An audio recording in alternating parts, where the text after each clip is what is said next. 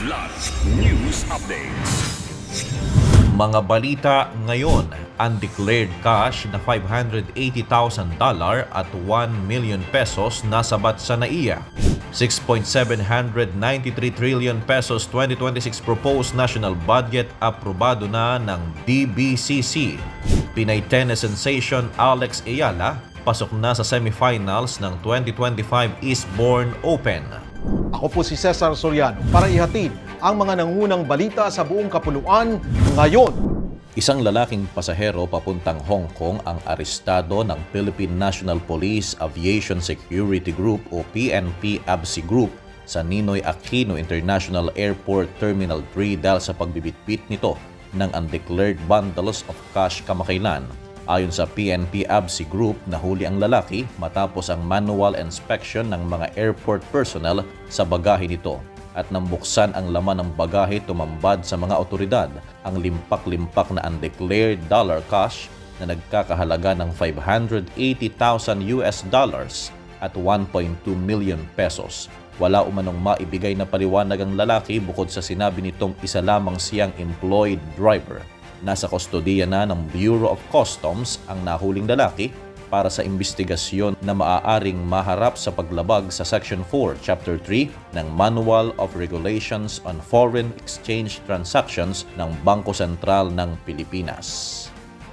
Aprobado na ng Development Budget Coordination Committee ang 6.793 trillion pesos proposed national budget para sa taong 2026 na mas mataas ng 7.4% kumpara sa kasalukuyang budget ngayong taon na 6.326 trillion pesos. Ayon kay Budget Secretary Amena Pangandaman, focus ng nasabing budget ang edukasyon, serbisyong pangkalusugan at workforce upscaling na may temang Nurturing Future-Ready Generation. Bukod dito, kasama din pagtutuunan ng pansin ang Build Better More Infrastructure Program, digital transformation, climate resilience at pagpapalawig ng mga serbisyo ng LGUs. Aabot naman sa 10.1 trillion pesos ang halaga ng mga budget proposals ng mga ahensya ng gobyerno na masusi nilang sinala upang maibaba sa nasabing budget. Samantala, target ng DBM na isumiti sa Kongreso ang panukalang budget sa darating na Agosto. Pasok na sa semifinals ng 2025 Eastbourne Open si Filipina tennis sensation Alexandra Ayala matapos itong pataubin sa quarterfinals si world number 42 Diana Yastremska sa straight sets sa score na 6-1, 6-2.